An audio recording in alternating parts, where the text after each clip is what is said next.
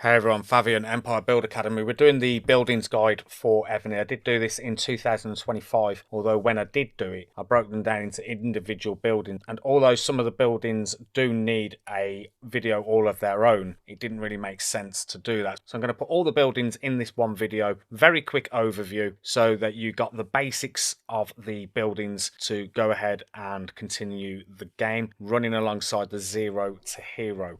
If the building does require more information, I will say that in the video, but let's just jump straight across to the game now. So the way we will go through the buildings, I will do them in no specific order, but what tends to be the most important and also taken into consideration when they are built. So the first one we're going to look at is the keep, which is this building here. And when we go inside there are a few options in there, including champion and levy. I'm not going to go through all of these in detail. The video would be way too long, but basically your keep is your base build, your main base build for other buildings to be built. So anything that you are looking to build will not be able to be built above the keep level. So this is keep 39 that I've got on this particular account. I wouldn't be able to build anything else above this. What I will say is important is the city buff. This is where you can put all your resource productions, you can put your truce agreements and any other buffs like attack and defense on there as well. To give a quick overview of the others, the champion are additional ladies that can be acquired throughout the game, starting with going all the way back to the beginning, Helen, and these champions give additional buffs to your keep as well. So they are very important, and like I say, come with additional buffs. And just to show you quickly what that looks like on Helen,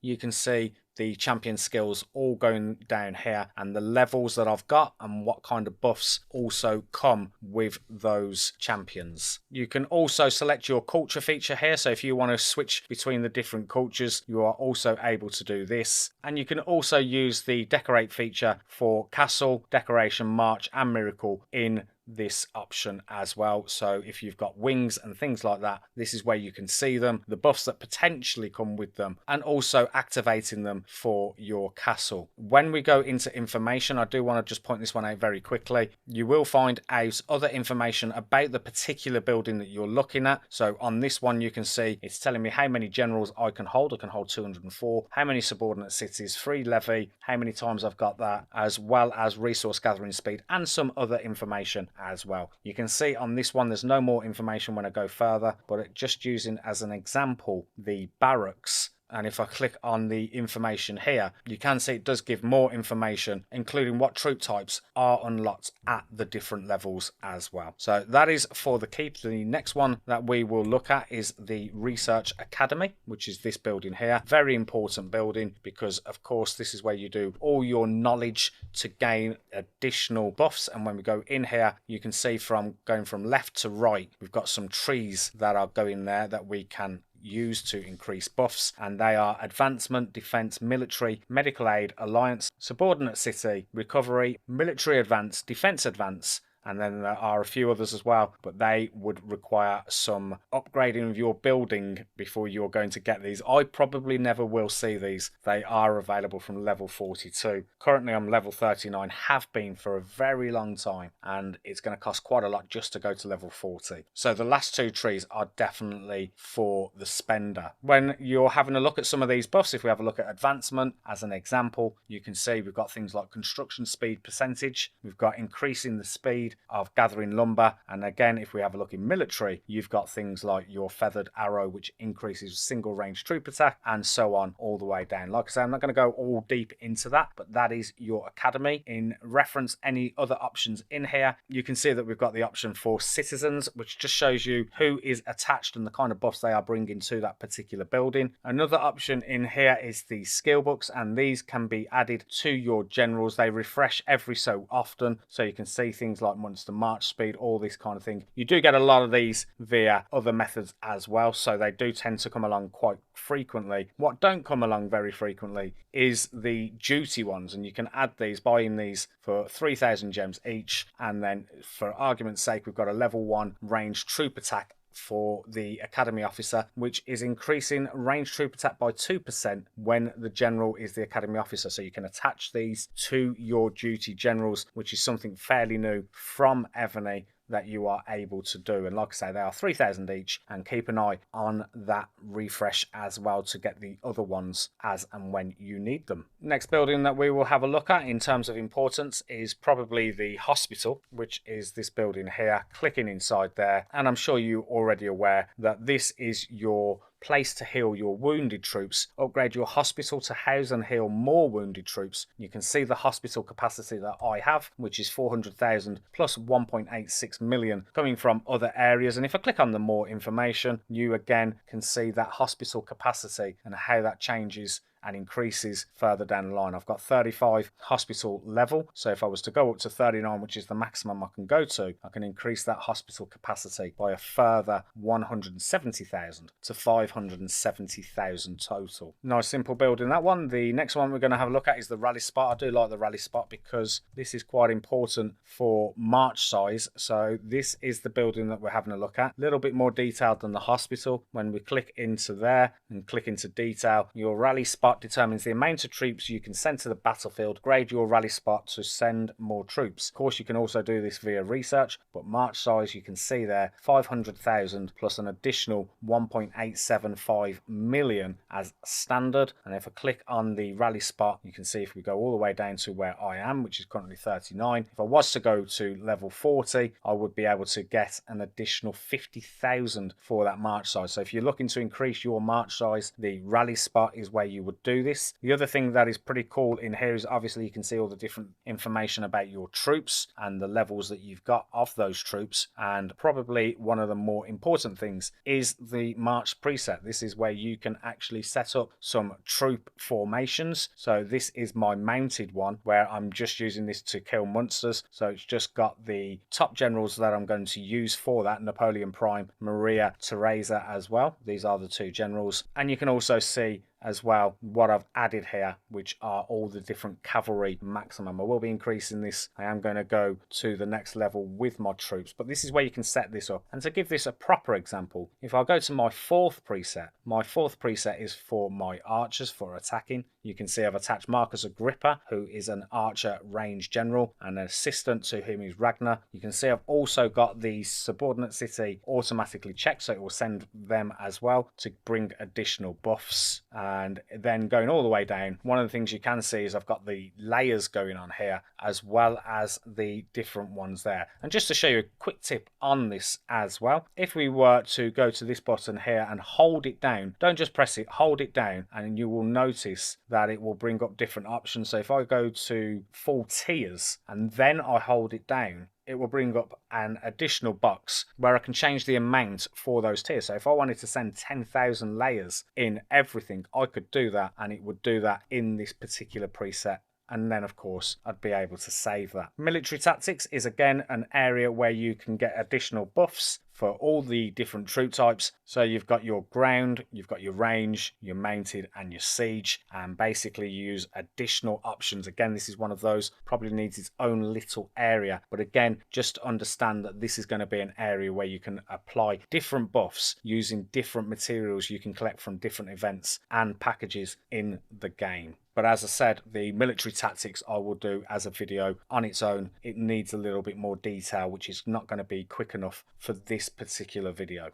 Next one that we'll have a look at is the wall, and the wall, as you can appreciate, is going to be alongside your keep. This is normally where you would do your defense. You would normally add a defense wall general, that kind of thing. And when we click on the wall, you can see it's this one here, and there are a few options, but if we click in detail, your walls are the first line of defense, protecting your city, upgrading your walls to improve your trap capacity. Don't really bother with traps, I don't think many people do, but that is available via this method. You can also see as well the HP and defense defense is also increased with every level of upgrade, although it doesn't say what and how via this method. The other options on here, as I mentioned, you can add a defense general. So I've got a defense general and an assistant general. The assistant normally is changed when it is PvE or I'm fighting, because Jar Jar is all about resources and improving resources. So I would resign her and add Isaac Brock to work alongside Queen Boudica when I am doing this. But your wall is all about defense. It's all about the generals that you attach. You've got a little mini game called the Expedition, which you can also play, and you can click on the eye icon to find out more information about that. And then lastly, on the wall, we've got the patrol button, and this is a daily activity requirement where you can refresh and buy certain items at a reduction from here as well. And moving on to the next one, let's go and have a look at the embassy for the next one, which is this building right here. And again, clicking on the information, it will tell you briefly what it is. Your embassy is where you interact with your alliance members. Grade your embassy to allow more alliance interactions. You can see also as well, there are a few things that are being done in this box here, including your reinforcement capacity, which is how many troops you can hold being sent to you by other alliance members. Also the times of receiving alliance helps, the reduction on a timer by an alliance help, and also the capacity of resource. Click on more information and it will give you a breakdown even further as to what and how things increase based on the level of your embassy. You can also click on the embassy itself and you can click on the reinforcement tab to see what is actually inside your building, and this will give you an option to send those reinforcements back if you wish to do so. Moving on to the next one. The next one is definitely a building that requires its own video, and that is because it is the forge. This is where all your equipment would be made, and if we just go into the building now very quickly and see the different options, we've got equipment upgrade, craft materials, duty, office set, synergy. Click on the detail. Your forge allows you to craft equipment for your generals. Upgrade your forge to craft more and improved equipment, which is something you will need to do. Some of the equipment only opens up at a certain level. I think 35 is the maximum you need. That may have changed with some recent equipment that has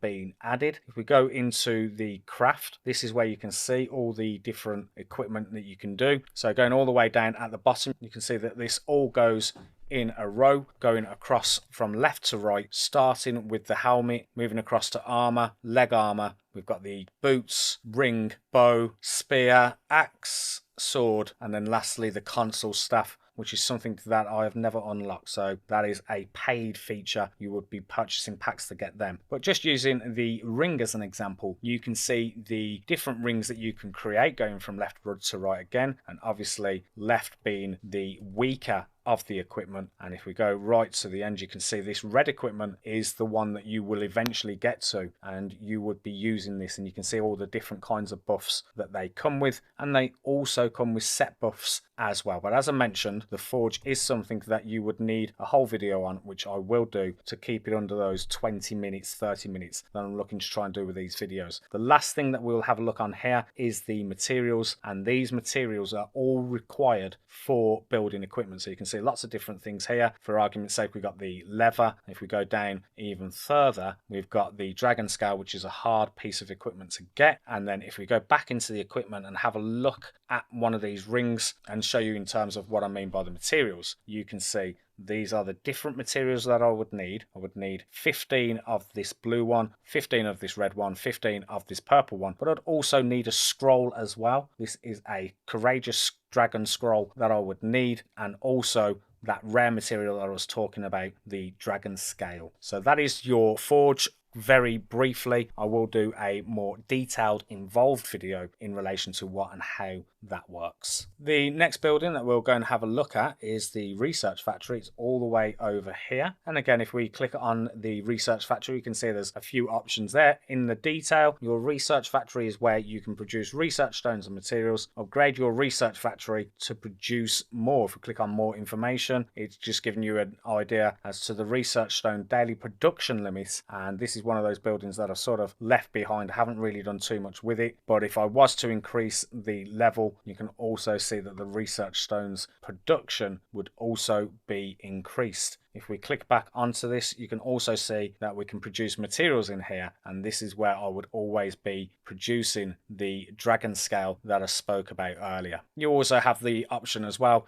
if you should require, to produce research stones, which of course can be used with the Academy research that we also spoke about earlier as well. And the next buildings, we've got 4 of the next buildings, and these are your troop types. So going over these, you can see here, we've got 3 of them here. We've got the barracks, which is this one here. We've got the ranged, which is this one here. Stables here, and hidden down here in the left corner is my siege. Now I'm just going to use one of them as an example, but this is where your troops will be built. We will use the barracks as an example. Click on detail. Did show this briefly earlier, but you can also see more information for the different troop types that unlock at the different levels. You can see warriors unlock at number 1, axeman is number 6, swordsman 9, and again if we counted in these as well, we can see 1, 2, 3, 4, 5, 6, 7 going all the way down. I do know at 35 this is where you would unlock your T14 troops, which is the maximum troops that I have, and you will find a lot of people on the game also have, because T15 is actually not unlocked until you get to K40, keep 40, and that is quite a difficult thing to do. I've been playing this game for 2 years and I'm still quite some way from doing that. But you also notice as well, with the upgrade levels, there is also some additional buff which is also coming alongside that for the troop types you have. If we go into train, you can also see the different troop tiers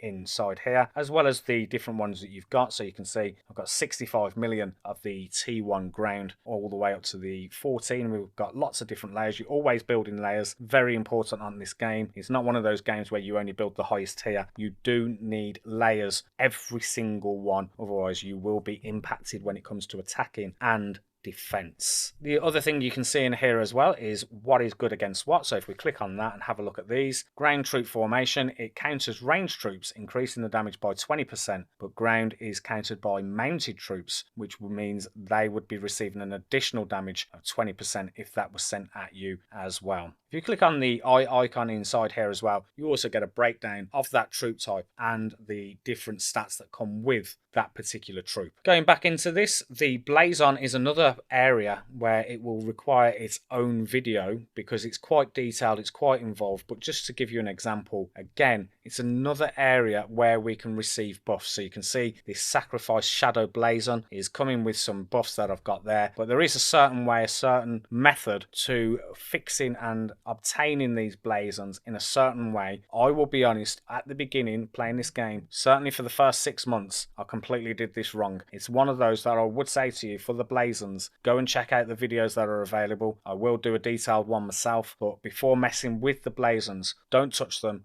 don't use them. Go and check out those videos first so that you understand what and how the Blazons work. And as I said, that would be similar for the Archer Camp, the stables, and also the workshop. They all work in the same way and they're just corresponding to the different troop type. The next building that we will move on to is the Art Hall. That's this building here. A few options inside there, so let's go and have a look. When we click on and we click the detail, your Art Hall is where you can collect artworks. Upgrade your Art Hall to unlock more exhibition halls. If you click on more information, you can see what unlocks at the different levels of that as well. You can see I'm currently at 38. Don't need to go to 39 because nothing else was unlocked. When we click back on there, you can also see there is a general hall. Again, if you click on the information, it will give you a breakdown as to what and how this works, but these are all based on general. So you can see here it actually comes in a group of 4 and it's called the Tyrant, and basically what that means is once I get each one of these particular generals, and you can see I've got all 4, I would get some additional rewards for doing that. And if I go all the way down, I'm pretty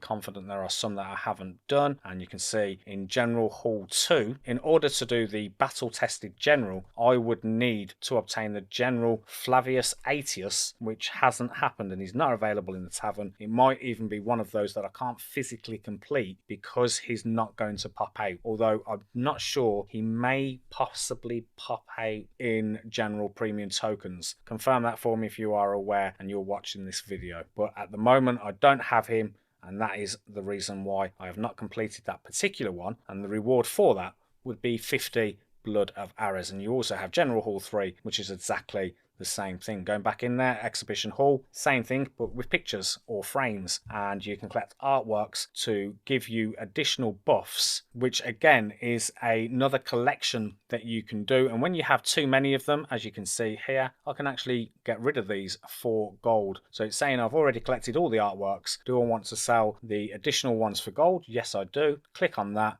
and you can see I gained 6.4 million in gold. Nothing to really write home or shout about, but again, that is also available in here. Now, the other thing to make you aware of with the exhibition hall, you can see I sold all that top one there. You do actually require these alongside some additional material. If we go into the art treasure, you can see that we've got the Excalibur, Mona Lisa. There's lots of different ones in here. Let's use the Mona Lisa as an example. Click on upgrade, and you can see I need all of these different artworks, which I have plenty of, but what I don't have plenty of is this one here, which is the Mona Lisa scroll. So I'd need 880 before I'd be able to go to the next level. Unfortunately, these scrolls do not appear very often, and it does take a long time to get to these particular levels. But you can see here that because I'm so far away, I could consider selling those additional artworks for the gold, because I'm likely to be able to obtain all of those additional artwork frames before I get to that 880 that is required on there. Civilization cards needs a video all of its own. I did do one in 2025, quite a while ago. There is more information, better ways of doing things. I will do that individual video for this, but basically, again, this is another collection, and these collections come with different buffs. So if I go into Europe, you can see there are some additional buffs that you can get via these methods. It's telling you what to do. So collecting diamond cards 2 of 2 will give me ground troop defense of 12%. Haven't done it. Same with this. Really haven't focused enough on the collection cards, and I've made, I'll be honest with you, a bit of an error in respect to this. There's a lot that goes into it. There's a lot of trading of the cards that goes on with alliance members and server members. There's quite a bit in it. Stuff that I've genuinely failed from the beginning, which unfortunately means that I'm probably not going to be able to catch up, but I will do a video so that you don't make the same mistakes that I have for that. But again, it's just a quick one there. It's a card collection part of the art hall, and that's what you would do that. But again, those civilization cards would need a video all of its own. The next buildings that I want to talk about are all these ones down here. You can see we've got quarries, army camps, mines. Basically, it's resource and troop training that are increased via these methods, and it's standard for all base building games. You can see I've got a resource one there. Click on the information, tells you what your output is that you are getting and what you will collect as you upgrade these. Pretty straightforward. Same with the army camp. The army camp is going to be increasing your training capacity as well as the training speed, and that's what you will find across all of these bottom ones here. The mines, the sawmill, the farm, the quarry, and army camps that you will find there. So I was going to do all the buildings in one go in relation to the buildings guide for Evony, but I do think the video is just going to be too long, so I'm going to do it in 2 parts. Beginners part 1, part 2. This will be the part 1 obviously, and I will get the part 2 one out within the next 48 hours. So that's where I'm going to leave this video. I will also be doing in-depth building guides for the ones that require that, but the rest of the buildings that need to be advised in a simple, easy to understand manner will be done in Beginner's Guide Part 2, and you can expect to see that very soon. Thanks for watching. See you soon.